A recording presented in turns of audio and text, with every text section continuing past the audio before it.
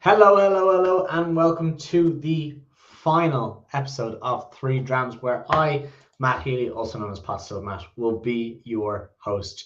It has been 4.5 years since the middle of COVID, where we grace your screens to bring you some of the best Irish whiskies directly to your door. This is, of course, Three Drams, your monthly subscription to Irish whiskey loveliness. I am glad to say that Three Drams will not cease to exist. It is going to be only bigger and better from now on. We have a brand new host and brand new owners from the beginning of next month, which is only in a couple of days away. But this is your final time with me, Matthew Ely, and Three Drams. As you know, it's going to be a very similar setup from what I understand, but it's going to be a brand new host under the enterprises of Mr. Barry Chandler and Stories and Sips. So guys, for all of you that have been with us from the beginning, if you've been with us only a couple of times, or if you are here for your 53rd month in a row, a very big thank you to you guys. It has been huge. This is the longest running show that we've had in Ireland, as far as I believe, for Irish whiskies. It is definitely the longest enterprise I've worked in Irish whiskey, and I am absolutely delighted. In my 12 years of working in the Irish whiskey industry, I have been here for 4.5 of them to welcome you to the show. As always, I want to say a very big thank you to the team that puts it all together.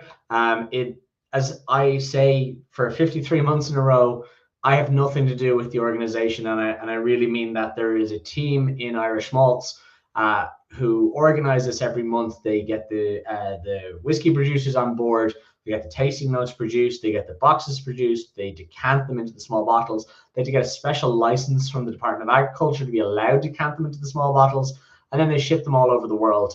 All I do is show up and talk to you guys. So to the guys in Irish Malts who've been looking after it, there's been a number of people looking after it all these different years. But of course, John O'Donovan, who owns and runs Irish Malts, and to his brother Robert, who were the masterminds behind all of this, a very big thank you to them. I hope if you've been watching along after all these years, you've had a good time. I am delighted because we have a new whiskey on the show this evening. We also have a whiskey that I had never tasted, one of its fellow SKUs or its expressions, and only through Three Drams I tasted it, and it's one of my favorite expressions that I've come across. And then to tie up the show, as if a little bit of foreplanning went into this, and it did not. This was only a thing I noticed after we planned it. The final whiskey of the show this evening is a 46% version of a cask strength whiskey we had on the very, very first show. So we will have Clonakilty at the very end. The whiskey we started off Three Drams with, it was the third dram of episode -1. We had a test episode before we went into our first ever paid for Three Drams, and that was a cognac cask from Clonakilty at cask strength. And then we're going to tie up the show as if we planned it, with a cognac cask of 46 from Clonakilty. So I am absolutely delighted to be able to put a little bow on this and come full circle. So to everyone in the comment section, a very big hello to you. I am delighted to see you all. So many familiar faces. I see our friends coming in from Germany, Alan, of course, coming in from Galway. Tina has been a staple, I'm pretty sure, since the first show, coming in, watching from Berlin. Marissa as well from Maynooth. We have the Walking Club in Schneem as well. A number of people, the Glanmire Mafia, I'm sure, are watching in this evening. And there are a number of people who watch back after the fact. So to everyone, a very big thank you to you guys. It's the last time you will see my lovely face with Three Drams. But don't worry, only bigger and better things are to come. But as I always say, none of you are here to listen to me rabbit on about the guys in Three Drams. So let's jump in to our first whiskey of the evening. I am delighted to be able to welcome John Power from Barra to talk to us about our first whiskey this evening, Barra Black Cask. Johnny Power, welcome to the show. How are you doing? Good evening. How are you all? Well, I am doing fine. The people are already jumping into the comments section. I'm going to fill up my glass, but why don't you tell me just who you are and what bar it is, and then we can jump into the first whiskey of the evening. Okay, yeah. So, so I'm the owner of Beara Distillery, which we started back in 2017. So it's just about 8 years old. We started producing Beara Ocean Gin, which is kind of a reflection on the area that we come from. It's got a bit of the provenance of the Beara Peninsula, which is a marine historical area regarding history of Ireland, the history of this area. And we brought that forward in our gin. But for now, we're here to talk about whiskey. So then our overall plan was and is to build and have our own distillery. However, to get the show on the road, we started looking into the possibility of laying down whiskey back in 2018. And luckily enough, at the time, there was a new guy, not new, he was a master distiller from Scotland that started working in Drogheda, or in Dundalk, sorry, called Brian Watts. And unfortunately, Brian passed away just nearly 2.5 years ago now. But at the time, we met up, and together we put together the ideas for Black Cask, our Black Cask blend. It was the first whiskey in Ireland to become under that kind of bracket, like Black Barrel, Black Cask, Black whatever. And the whole idea behind it was to get a really smooth sipping whiskey from a blend, you know. And it was with G&D that you were able to pitch that idea and be able to bring that to life? Yeah, that's right. Yeah, so it's just with myself and Brian. As our signature whiskey, the Black Cask, I wanted to. At the time when I spoke to Brian, he was asking me what was I looking for, what was the animal we wanted to create, and like I had a few benchmarks or a few ideas that I wanted to make sure that we could put to bed. And the first one was, or probably first 1 and 2, was that it would be a smooth whiskey, a really smooth sipping whiskey, that and create this whiskey that would be smooth to drink, easy on the palate, with a nice aftertaste, and have a nice color as well from the aesthetics point of view. But I guess they kind of came together anyway, in the way we did it. So that's possibly 1 and 2. Number 3 was that, most importantly, that we would be able to replicate this this flavor and this aroma, etc., over and over again. And in 5 years' time, that we should be able to, have the same product, and people should be able to enjoy the exact same flavor and aroma. And the fourth one was that we would have it priced at a reasonable price. Nothing. Obviously, we would be more expensive than the mainstreams, but not over the top. And I think we achieved that, and that was our main ideas. Very good. So why don't we talk about what is actually in the bottle then of Dram Iver One here, number 1. What makes up this whiskey? So it's like I said at the start, it's a blend. It's a blend of column distilled grain, which obviously is from maize, and with an element of malted barley. And the second element is triple distilled Irish whiskey also, but a single malt. But I suppose the main thing that brings the character to this whiskey is the blend itself, the ratio of blend. But the main thing really is the way we age the whiskey. It's a combination of decanting from American bourbon casks into others, and again into, if necessary, into virgin oak. So we use heavily charred virgin oak casks, and this combination of barrels in both the grain and the malt gives us the deep color, and also the very smooth sipping effect.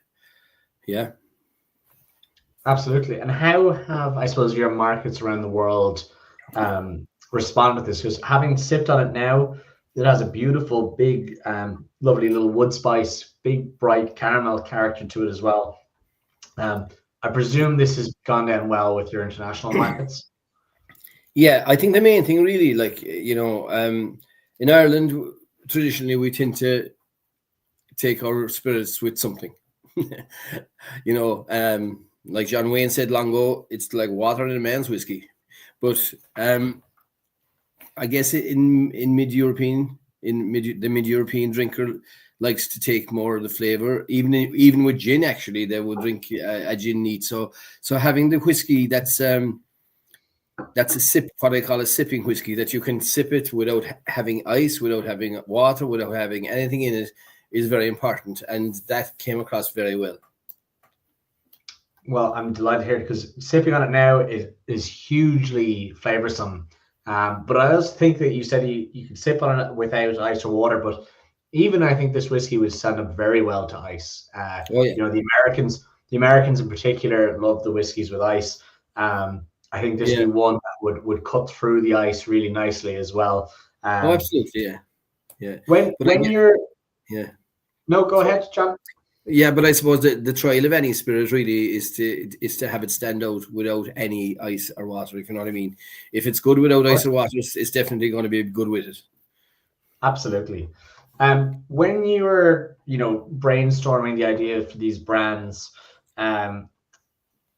did people think you were mad? Were you gung ho and you just decided that we're going to go do this? What was the idea generation like behind building these brands and this product? Okay, so like my background is not in the alcohol industry, as you know, Matt. It's actually in the fishing industry. So I suppose I went through all the whole from an early age. I was working in the fishing industry and later on in the aquaculture industry. But I wanted to have. I just was attracted to the whole spirits industry because of the longevity of the whole thing and the sustainability of the whole thing. I mean, given the right business plan and whole plan behind a business like this, I think it can be a business that can last for many, many generations, and that's my whole thing behind it. We're not in the market to be selling our brand or anything like that. We're in the market to build the brand and to make sure that it stays here for as long as it will. No, absolutely makes sense. From now, we have this beautiful whiskey. What is the RRP on this, if we're going to find it in the shops? So in Ireland, it's our main outlets in Ireland would be the likes of the whiskey stores like Celtic or Donovan's or Matheson's, Wine Online, and all these outlets. But our main outlet really would be Musgrave Super Value and Carry Out. So on the shelves of Super Value, it's about €39. Okay. And it's not an offer. Sometimes we do offers for around the 30 mark, 28, 30. On the continent, in Germany, for example, it's about €36, 37, depending, 36, 37. That way. A little bit more favorable on the alcohol taxes. Yeah, exactly. So, how many countries would we be able to find this in at the moment? Of course, if you're in any country that's not listed, Irish Malts will, of course, deliver straight to your door where it is legal to do so. But Johnny, where in the world might people be able to find this? So, like, I suppose unfortunately, when we set up, Matt, and got the whiskies on the road, we were set back quite quickly by COVID-19. We were all going home to launch in America in March 2020. That didn't happen. So we're still building, and I am working full time in the project now. I wasn't back in 17, 18, 19, 20, 21. It's only 2022 I came on board full time. My sister was managing the business. And we're working hard on markets now. So we're in our main market in Europe is kind of Germany, and that's our main focus. We have interest in Finland and the Nordic countries, but only in a small scale. We're very small in most places, in Italy, Belgium, but very small. It's a work in progress, definitely, and that's where we see the future as well. By the way, in Germany we're available on Amazon DE. have been for about since last year. We our German friends here would have known the history behind my partner in Germany. My partner in Germany is a guy called Michael Dassler. Michael Dassler would be synonymous with the Puma brand of shoes. A big twist, but he owns a company in Germany called Dassler Drinks. And Michael, when he tasted the Black Cask initially, he thought it was a brilliant. He thought it was a lovely whiskey, and eventually, anyway, we decided to introduce it to his network in Germany. We did a bit of a change to the label for that, and it's still Bera. The Bera brand. Bera, for people that don't know, is the peninsula here.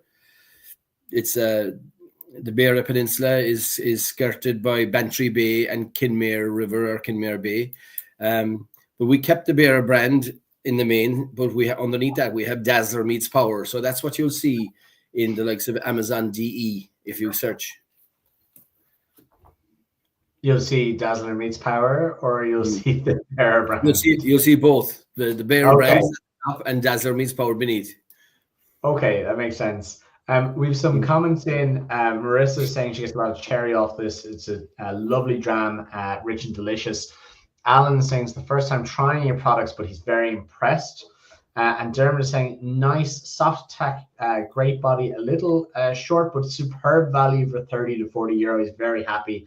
And he said he literally this moment he's just coming in with a comment saying, just looked on your website, a lovely distinctive bottle too. Now, obviously, a maritime influence to the brand where you are on the peninsula, as you just mentioned. Is there a maritime influence on that bottle, looking maybe suspiciously like some weather boys or anything to do with the ocean?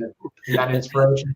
I suppose in the label there's a kind of there's a mapping in the background of the label, but the main thing really is our logo, which is on the crest there. That's a ship's wheel. So would you say everything has a slight maritime influence then for the brand? Absolutely, like that's the whole theme behind the distillery. Like we have a visitor center where we do whiskey and gin tasting, and that's called the Fisherman's Loft. Everything from us from around our area is has a background. Let's just say everything has a background of the marine industry, whether it is the fishing industry or shipping industry. There's a bit of a marine theme. That makes sense. Of course, if we're looking into the west side of Cork, there's a very famous distillery that also the founders have very strong fisheries backgrounds as well, and was set up in their second distillery was set up in a Bordishkawara facility. So West Cork Distillers obviously having another very big fisheries background. So clearly not alone. We have a number of people saying that John Power is a legend, full stop. So that's clearly a resounding endorsement of you there. You and I have met at a number of shows around the world promoting the world of Irish whiskey and spirits. Well, if people are out and about, if there's people online from different countries, will you be at the likes of Provine? Will you be at any whiskey shows? Will you be at Cork Whiskey Fest? Will you be at Dublin Whiskey Live? No, we're not going to the Dublin Whiskey Live this year. Hopefully next year, 2026. But yeah, we are going to Provine. That's on Patrick's weekend, the 16th, 17th, 18th, I think, of March. Every year, the biggest drink show is on St. Patrick's weekend. We have to watch the rugby. We have to watch the rugby in Dusseldorf, and there's no celebrating Paddy's Day. I hope you have some place booked. Yeah, absolutely. Will you be at the likes of Cork Whiskey Fest? Yes, yeah, we'll be there this year. Yeah, we were there last year as well. Good. I mean, for those who don't know, Cork Whiskey Fest is probably the second biggest whiskey show, definitely in the Republic, probably battling for second place between Dublin and Belfast, if you include the whole island. A fantastic whiskey show that a lot of people are traveling for. There's a lot of events, a number of days. But it's great to hear you be there, because Tina from Berlin is saying that she'll be there. at Cork Whiskey Fest and was hoping to try more of your portfolio, if people find you there, will there be more things to sample? Yeah. So under that brand, we have got a malt, a single malt, and a single grain. We've just with your good friend John, we're just about to launch another brand called the Wolf Tone brand. It's a what we call a premium entry level brand. So that will be in Dusseldorf, hopefully. Oh, well, that's good. I mean, listen, I'm sure people will be very happy to see that. Tina's saying we'll be celebrating St. Patrick's Day in Germany as well. So so we won't be missing out, and that's good. Hopefully only good news as well for Irish rugby. John, for people that want to find out more about you, about the brand, maybe visiting your tasting room that you mentioned, where should people be looking? Well, everything is available on the website anyway. All the information regarding the Fisherman's Loft tasting room and anything we do really is available on the website. So yeah, and there's contact details there as well, of course. So we're always open to a phone call at any time. Unfortunately, a lot of the time, if there's nobody in the office, the phone is diverted to my mobile. So I'd always take a phone call if it comes in anyway, you know. Well, that's good. What might your website be then if people are looking to find more about you online? Just okay, sorry. The website is www.Beara, BEARA, distillery.ie, all one word. Perfect. I'm gonna pull up your bottle here again, just so people can see it. That's what the bottle looks like itself. As you mentioned, that large ship's wheel in the center, very clear nautical theme. But if you're looking for more information, of course, it's the Beara Black Cask, and this is the 40%. I have really enjoyed this whiskey. I know from the comments section, a number of other people are very much enjoying this whiskey. And of course, John O'Donovan's having a great time in the comments section as well. So, John, if you were to leave people at home with a 30-second elevator pitch, anything you haven't told them about the brand you would like to leave them with, or anything you'd like to reiterate? Yeah, I suppose like we put, like at the start, like I said, you know, we put a good bit of effort into making sure that that the flavor, that the whole mouthfeel and all of that whiskey is repetitive going forward. Like that's the big one for us, because we want to be sure that in 10 years time that if you take a dram of this, it will be the same product. So so therefore, when we're selecting our casks and we do the aging plan for the whiskey, it has to replicate and the benchmark that we have of the original product with Brian, God rest him.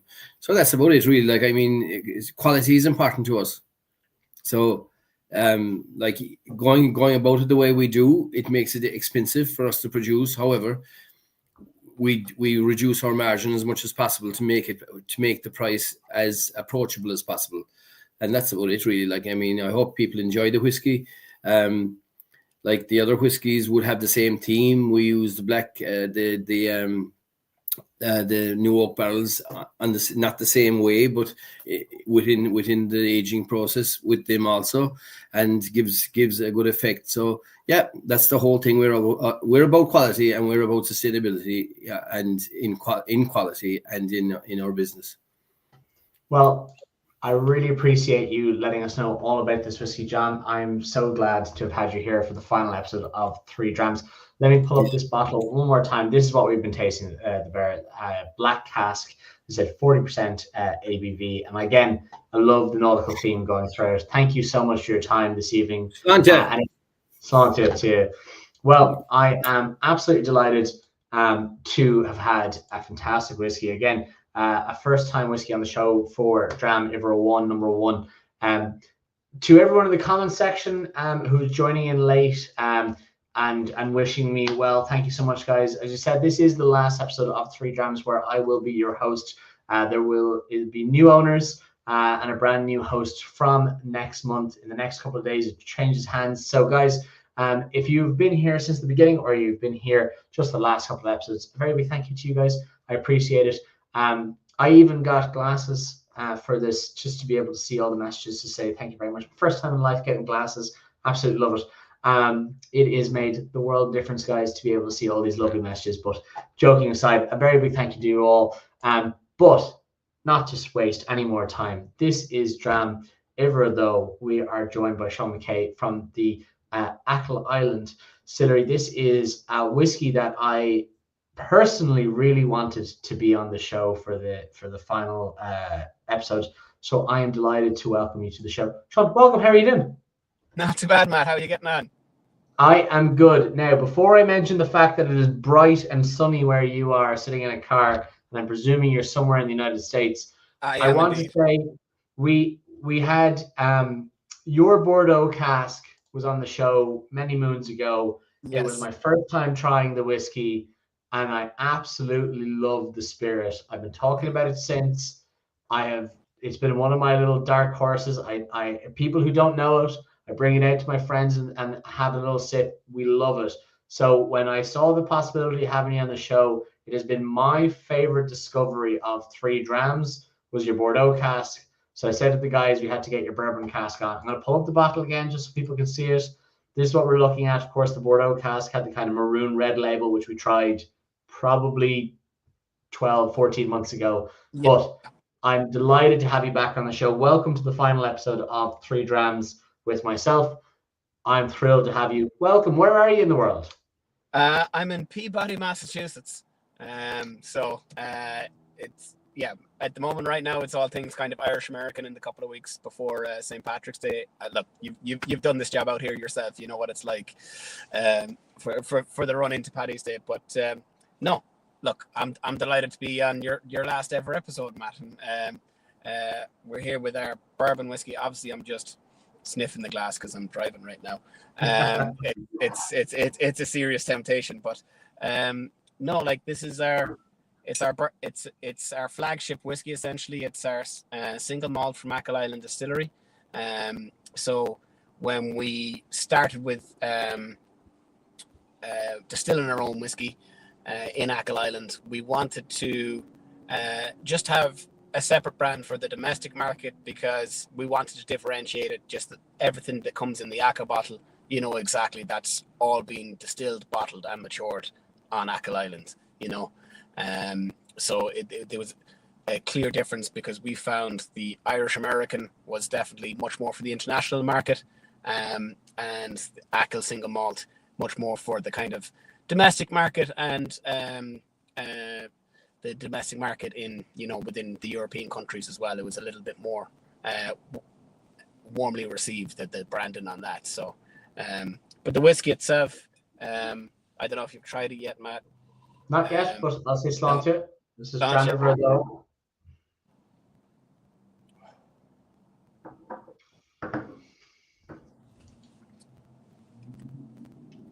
So just, it's a little step up. You're gone probably from what it was at 40% and then up to 44. I think we're going up in alcohol levels across the Drams. But what we do a little different in Achill, and it's all down to our kind of head distiller, Ken Quinn. We do an extra long fermentation because his background was brewing before we started distilling whiskey. That extra long fermentation we found, so we do it for 7 days in the wintertime and 5 days during the summer. A little bit shorter in the summertime, obviously, because it's a bit hotter. That's the simple maths we came up with on that one. So we found that's give our spirit a lot more character.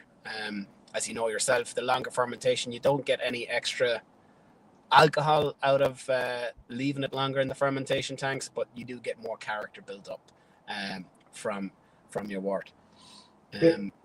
I will say the nose on this whiskey is transporting me to a distillery. Like the grain, nose to it is very pleasant, but so reminiscent of that fermenting alcohol, but grain forwardness on it as well, fruitiness. I'm loving this. It's robust, it's flavorsome, and all distilled by yourself, right? Yeah. Well, not just me personally. Like it's not you personally, but you're a distiller. Yeah. So it's we have a very good team in the distillery now. It's a small crew, but we get an awful lot done, you know. So for me, just as we've released our single malts, we've found the characteristic has a lovely kind of creaminess on the mouthfeel. And I think that's down to kind of two things, like a short cut and the long fermentation. And obviously then again, the magic of Achill Island has got its own kind of unique microclimate for, well, like people talk about microclimates, but like you can go from one end of the island and it can be pouring rain and sunshine within like 20 minutes of a drive. So it's definitely a unique area for aging whiskey, and just being right out there on the Atlantic Ocean, it really does. It's produced some great whiskey in a really short amount of time. I mean, the whiskey that's in the bottle there, this is our bourbon. I think, yeah, you guys are on the batch 2 of our bourbon. That's a minimum. That's a minimum. All our single malts now are a minimum of 4 years old. The first release of this, I think, was 3 years 6 months. The Bordeaux that you tried was 4 years. I think that was that was about 4 years old as well.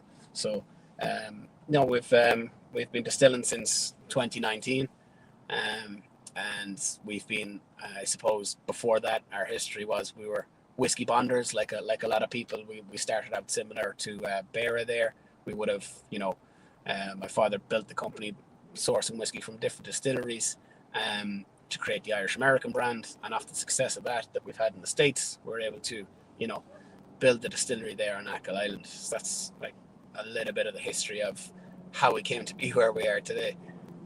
Absolutely. And it's a double distilled distillery, if I'm not mistaken, isn't it? Well, we've 2 pot stills, but we actually do triple distillation. And okay. it was just a there's 2 pot stills there because it was an existing building that we went into, and it was just, we were constricted on width and headspace, so it was 2 stills made more sense.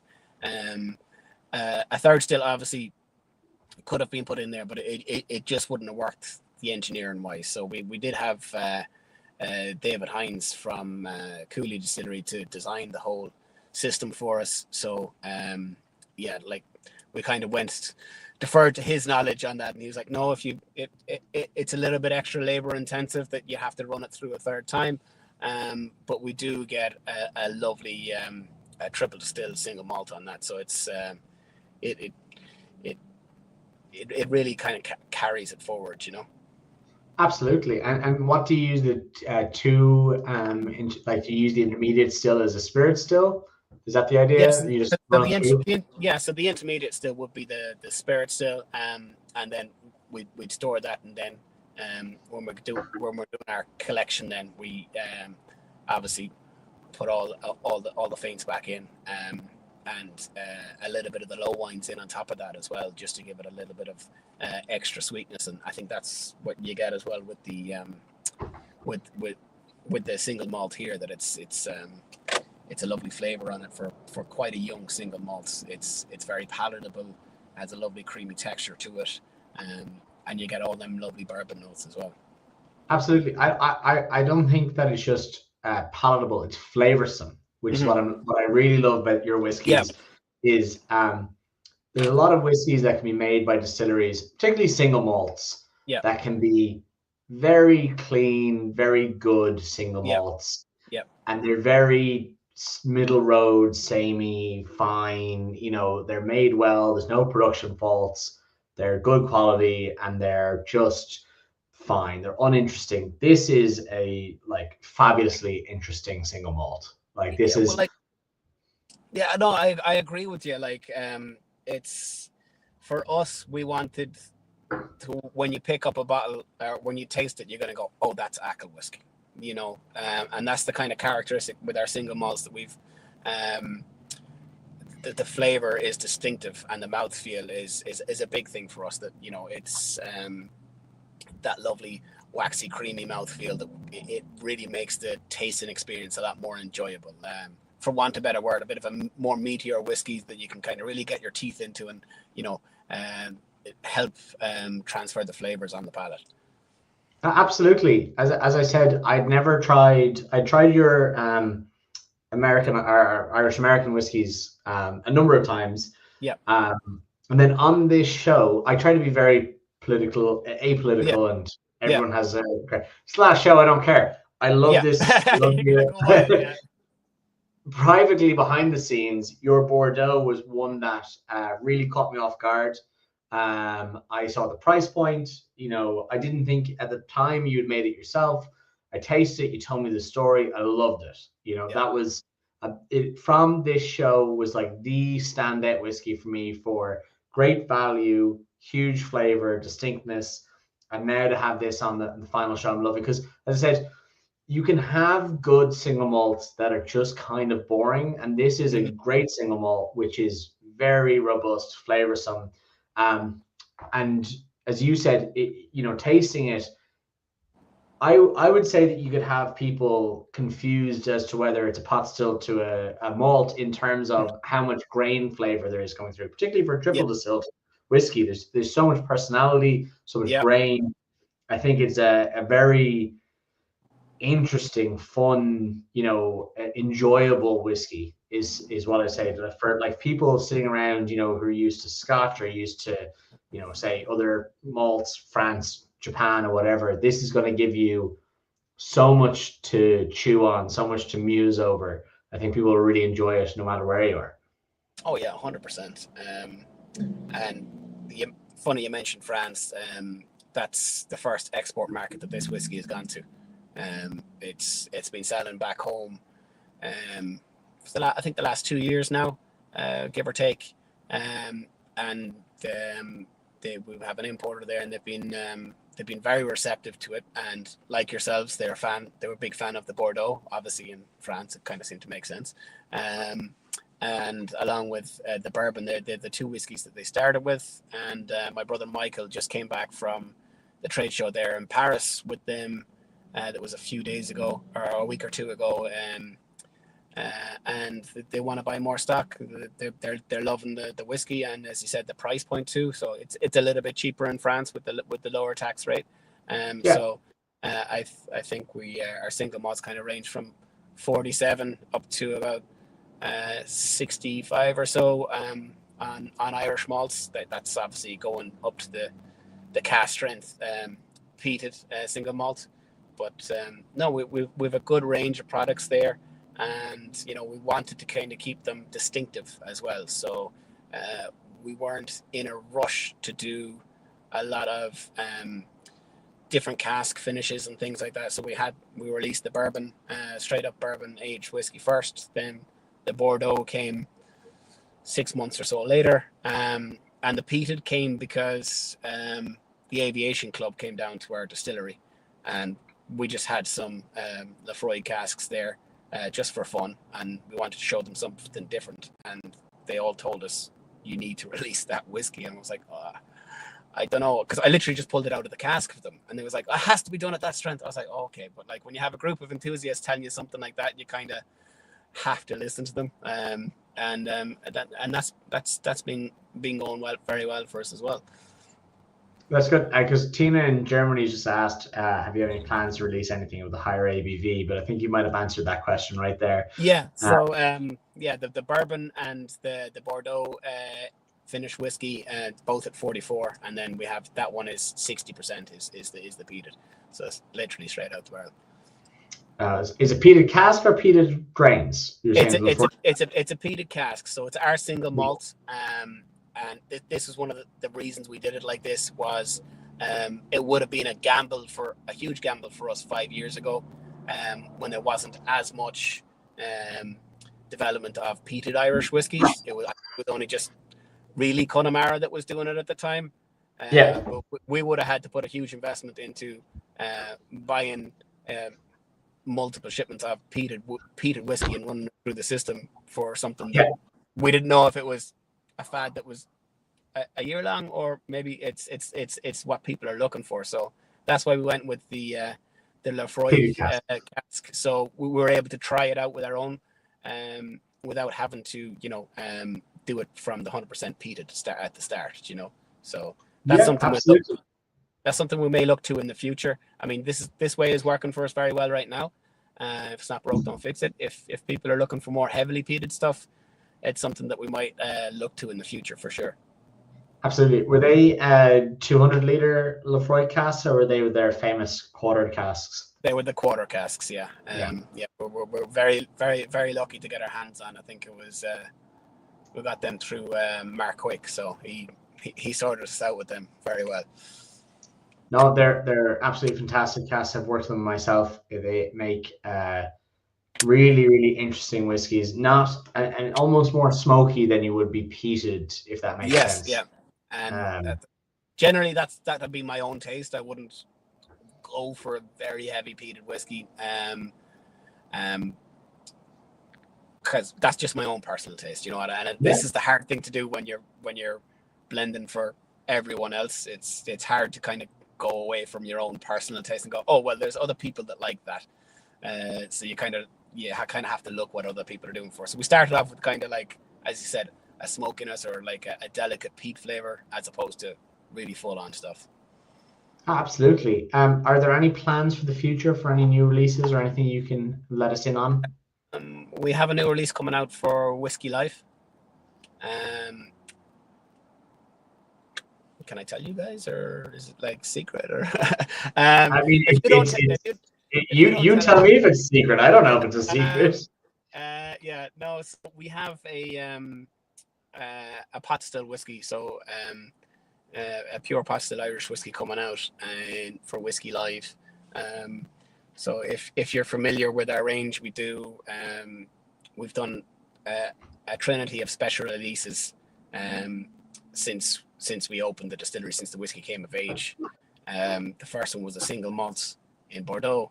The second one was a pot still in sherry, and the third, which was this year's release, is a single malt aged in port casks. So they're the kind of, the limited stocks that we have, but of the special releases, so that we kind of go through the warehouse and pick our favorite barrels of what we think is going to be different and unique for that year for coming into the Christmas market.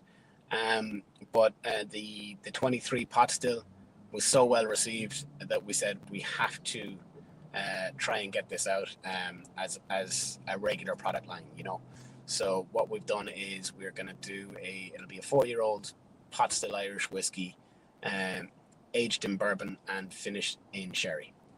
So, and that'll be coming out for Whiskey Live. So that'll be our first, shall we say, continuous pot still whiskey. So we'll have a range. Like our goal was always to be specializing in single malt and pot still whiskies, and this will be the first one now at Whiskey Live this year that will be it'll be in the exact same bottle as this. It'll be 47%, same price point as this in the Bordeaux, and it will be it'll be, I think it's done about 3 years in bourbon and a full year in Oloroso sherry, and maybe a little bit longer in the sherry by the time it comes to bottling in a week or two. Yeah. So. Tina's saying to come to the Ackle stand at Whiskey Live for sure to chase that. Yeah. Now, I presume, just to clarify, excuse me, this is pot still distilled by yourselves? Yeah, that's all our own stuff. So, and anything in the Ackle bottle is made by us. Own distilled. It has it on the label. It'll say distilled, bottled, and matured in Ackle Island. There's like a little motif of our 2 stills. So, if you see it in this bottle, it's our whiskey. It's all 100% made by us. Fantastic. First of all, what is the price point of this whiskey, and where can we find more information about you online? Yeah. So I think the single malts, the bourbon and the Bordeaux are I think they're going for 47 on Irish malts. That seems to be the general price point of it around the country. You'll find it in, again, your Musgraves, your Super Value stores. You'll get it in the other online stores like Celtic and that as well.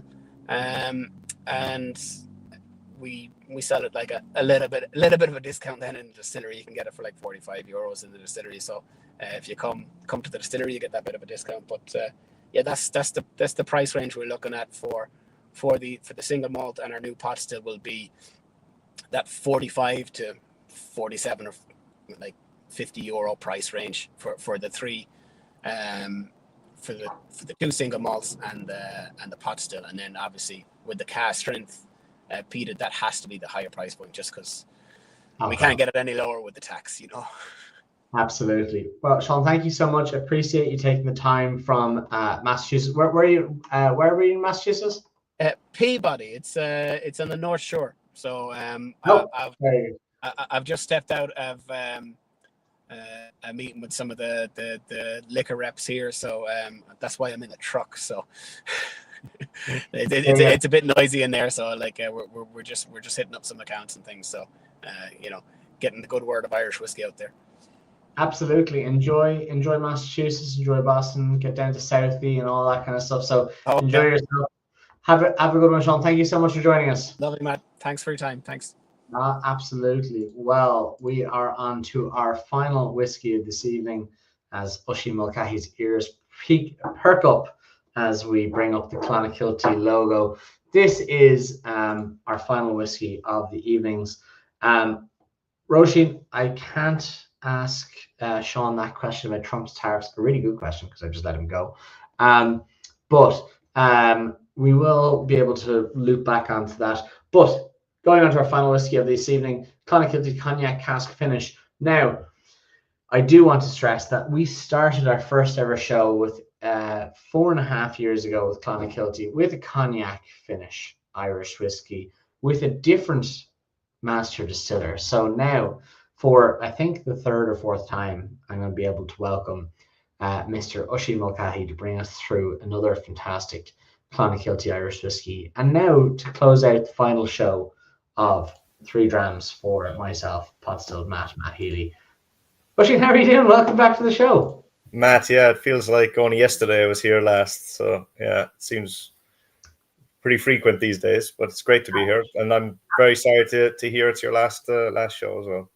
Listen, it's fine. It's nothing. I'm not going anywhere. It's the show simply was purchased by a different entity, showing our success of the show that has now been absorbed into a larger entity, and they're going to run away and take it and do basically what we're doing, just with a different setup. So I hope that it goes only from strength to strength. Oisin, we've had you on the show. We've had Clonakilty's single pot still, which is one of my favorite releases for 2024. We've had the Clonakilty new make, which was actually the only time we've had new make was the show where I pushed and pushed and pushed. Again, I have nothing to do with the planning of this, but I wanted to have the world's best new makes in a row. We had Pierce Lyons, Boann, and then Clonakilty. All pot stills were the world's best new makes and Ireland's best new makes. And then, of course, we've had a range of Clonakiltys as the years have gone through. But now I'm going to pull this back up one more time. We do have the cognac cask finish at 47%. This is this a single grain? Is this what are we tasting today? I'm going to pull up Drams 3 here. This is a blended whiskey, what we call it, like premium blend. So we've varied over the years. So like this is one of the ones actually I think I can just about lay claim to it, in the sense that the cognac cask is one that this particular batch may have been bottled just as I kind of came into Clonakilty and took over from Paul Corbett, who was, as you mentioned before, previous master distiller for Clonakilty. So he would have laid this liquid down initially. And this probably, I remember my first week in Clonakilty was essentially emptying cognac casks. So it probably was this batch in particular. And so it's a blend of probably 2010 grain. So at that stage, we were very lucky to have sourced really, really good quality grain whiskey in particular. But it was in one batch, so it was all from 2010. So it just kept getting older and older and older and older as the years went on. So it became like, if anyone is familiar with our single grain that we had on the market a few years ago, has now been discontinued. Essentially, it was discontinued because it became too expensive, essentially, to offer it at a certain price point, because it was just the liquid that was going into it wasn't being replaced by anything younger, and so essentially we had to discontinue that as a SKU and sort of but it's the same grain that's in this one as well. So 2010 grain, I think off the top of my head, it was different for each batch, but I think it was either a 2009 malt or a 2017 malt, maybe potentially. So a little bit of a younger malt, but I think the grain does most of the heavy lifting on this one. Well, why don't you tell us then? Give us a little, I'll say sláinte. I'm gonna have a little sip, and tell us what we should be expecting from this whiskey. Again, I'm just gonna pull up the picture one more time so we know what we're sipping on here. Yeah, so cognac. Cognac's an interesting one. I mean, we actually had filled a lot of cognac by the time I came in. We haven't filled much since, and that isn't necessarily for any reason. I actually love it as a kind of the flavors you do get from cognac casks are. I'm a big fan of a kind of a subtle, subdued sort of whiskey, one that isn't necessarily always just going to hit you with a big sherry nose or a big, flavorful punch. Something that you need to kind of sit with for a little bit and kind of peel back the layers. And I think cognac is one of those kind of finishes because it's not overwhelming. It doesn't overwhelm the whiskey. You actually, the flavors that it imparts are quite subtle. And the problem, if there is a problem with cognac, is sometimes is the variability of the cask, the quality of the cask that you get is sometimes part of the issue. So this particular batch, I think, is actually a blend of a second fill and a first fill cognac cask. So it's kind of a vatting of those two, mainly because, strangely enough, you get quite a punch of a kind of a rancho, what they call a rancho effect from cognac, which is a kind of a, for want of a better word, a kind of a meaty quality to cognac, which to some people is a bit off-putting. For me, I actually love that. It kind of offers a little bit of that cellar kind of quality that you get. So you get from cognac, but also you get from sherry as well, from authentic sherry. But you also get from the second fill, you get that sweetness, kind of melon-like quality. So very kind of fresh orchard fruits, but less so apples, more pear skin kind of qualities. So very fresh melon kind of qualities as well. And it's just, for me, it's a very, it's a kind of a whiskey for people who kind of just want something a little bit lighter, a little bit more approachable, not going to blow their palate apart on the first one. So I think it's probably a good one to finish on in that case, kind of like a palate cleanser, for want of a better word, and just something a little bit lighter. And again, a little bit more complex. You have to really kind of like sit with it for a bit, open it up. I poured this in anticipation. I kind of poured this 10 minutes early, but just because I find it does take a little bit of time to open up. It's at 47%, but a little drop of water again opens it up more as well. You get a little bit of white pepper when you add a little bit of water, which is a really interesting thing. And it's kind of a whiskey that just keeps giving you a little bit. There's complexity in there, but initially you don't anticipate it, Absolutely. I mean, there's a lot going on in this whiskey, a lot of robustness to it as well. In terms of, you mentioned that you're not filling as much cognac as your predecessor. And of course, as you mentioned, not for any particular reason, but you're still filling casks. So what has taken the place of the cognac in that sense in the warehouse? Well, I think the idea, and I could be wrong here, but the idea behind cognac initially was it was a potentially growing market. Cognac was potentially, obviously, the success of Hennessy and other brands, and that it would be a good sort of a marketing collaboration, shall we say, between two, great spirits brands, essentially cognac and Irish whiskey.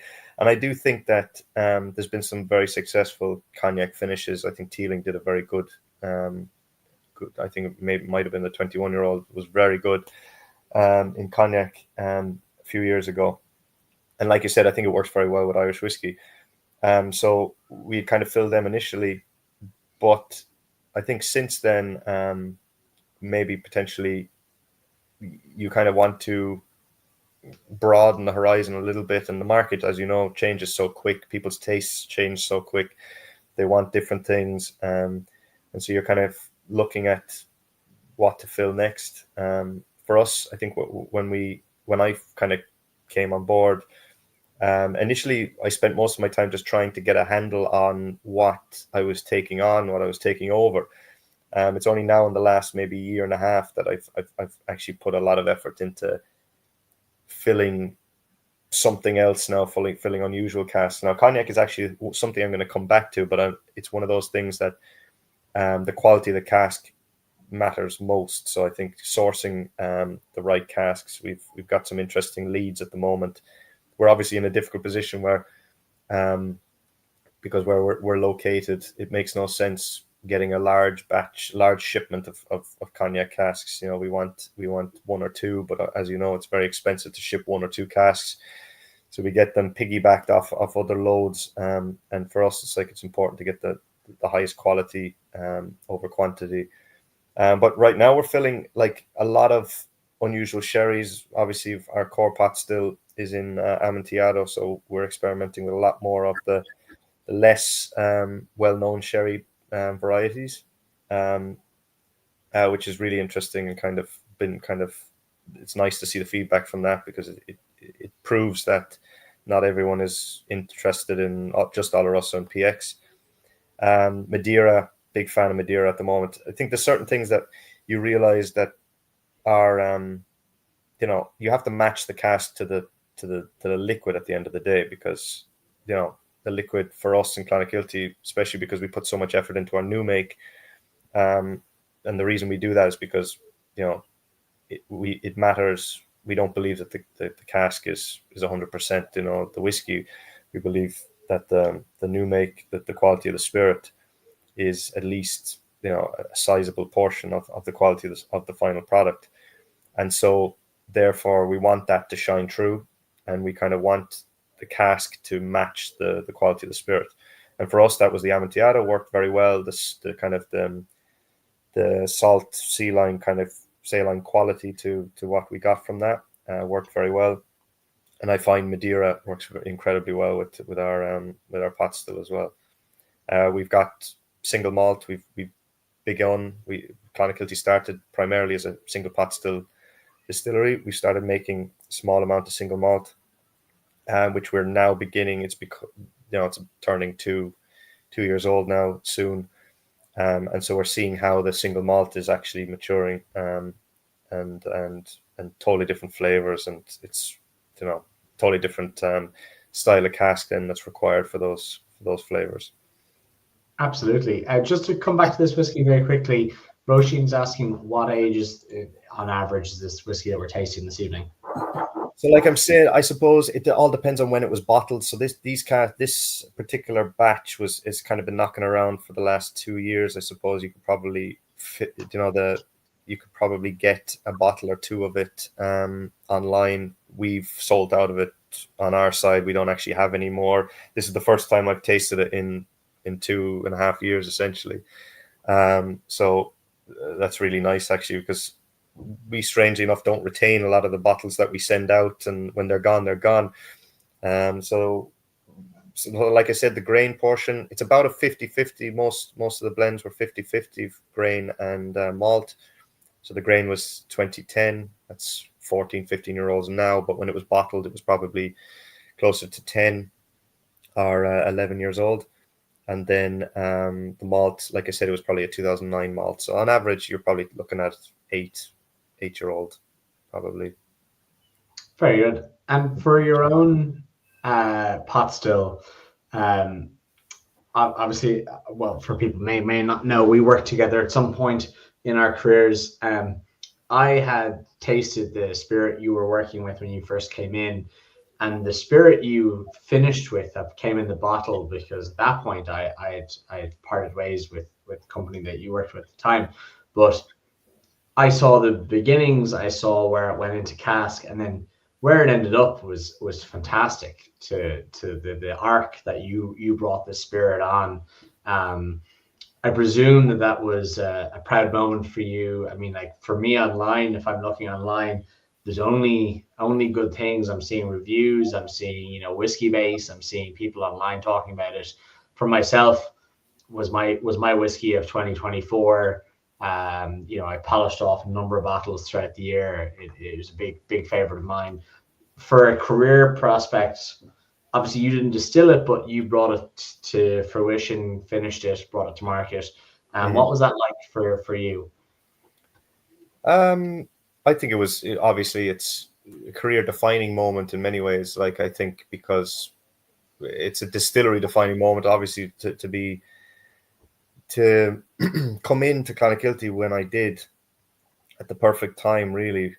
All the hard work had been done in many ways. Commissioning a plant is a very complex and energy sapping kind of work, and knowing that you don't have anything to show for it for multiple years, and so when I came in, it was very kind of like, it was at the perfect time for me, because there was enough of a blank slate there. Paul hadn't left me with too much to clean up, as I see him commenting there.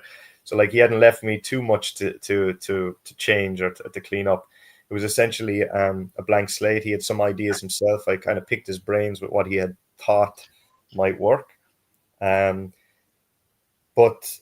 very proud moment to actually and to be given the opportunity to actually have free reign and actually make some decisions on what the direction of the product's going to be. The difficult thing, I suppose, and the biggest sell for Michael and the management at Clonakilty was to go with a sherry that wasn't well known, and for that there might have been issues with would it be more difficult to sell if it wasn't a sherry variety that people were familiar with. I argued that I think it was a selling point, because it's something a little bit different, and people who care will want to see something different. People who don't care won't care either way, so it didn't matter. So I think it was important to just lead with what tasted the best, and I'm glad that people liked it. But for me personally, and I've said this multiple times, I'm always going to be the biggest critic of everything I do. So I'm happy that people liked it, but for me, it's when you are in this business, it's there's no quick return, shall we say? Like when I came in 2.5 years ago, almost 3 years now, I think it takes about 5 years for any distiller to put his imprint or her imprint on the product. Because if you think about it, a lot of times you're working through the stock of your predecessor. You're trying to maintain that. I think an important part of taking over from someone else, especially in this industry, is not to just throw the rule book out the window and do your own thing. It's to maintain the quality, and then subtly add your own imprint into it. So I honestly think in the next 2 years you'll start to see where I kind of envisage the Clonakilty own liquid to be. I think where it is at the moment is really promising. I was happy to get it out. It was a kind of a high pressure moment, because when I joined, and between joining and releasing the whiskey was only about a year and a half, and there's not much time there to source casks, get the liquid into casks, and then you kind of have to go with whatever you decide at that stage. There's not much room for maneuvering. So I'm happy with the first release, but obviously second release, third release, and fourth release that I'm working on at the moment is that's where I see it really starting to hit its stride. So like, I'm happy that people like it, but for me, my eyes are set on the next batch.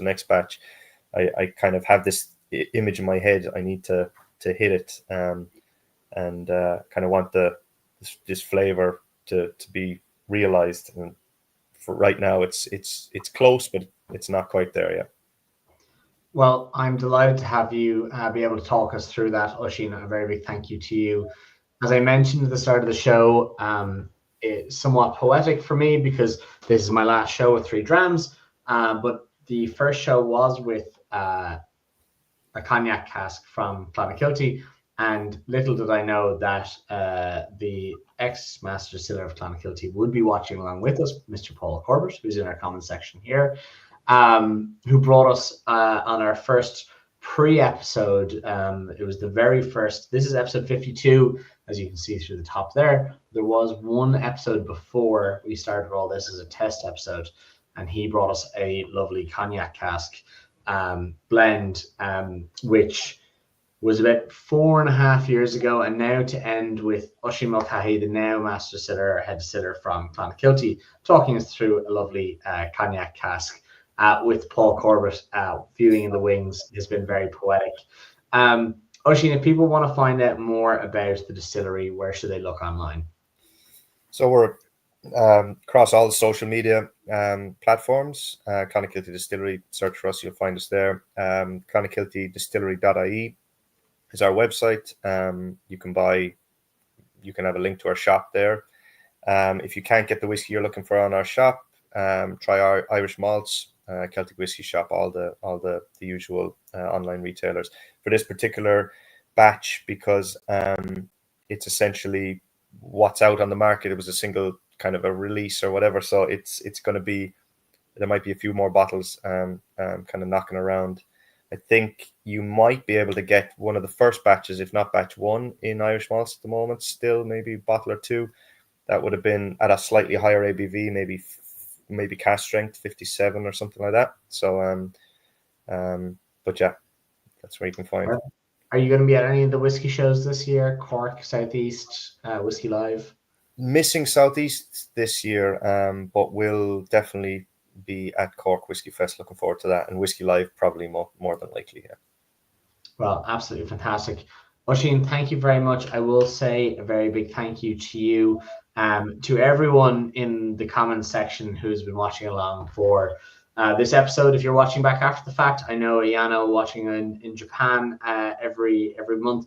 We have our friends in Canada and Brazil who also watch. A very big thank you to you guys. You guys have been watching for absolute years. To everyone in the comment section who's been a regular, or if it's your first time, a huge thank you. Tina, Dermot, Marissa, we have Roisin and Alan, and we have so many people that drop in every week. People who have been with us through COVID and left us, like Dermot, who's come back this week just to see 3 Drams to be signed off by myself. It has been absolutely a pleasure to be able to be with you to try the best of Irish whiskies, brought straight to your door. It was an idea conceived in COVID. I was doing some live streams of my own. John O'Donovan Irish Malts came up with this idea.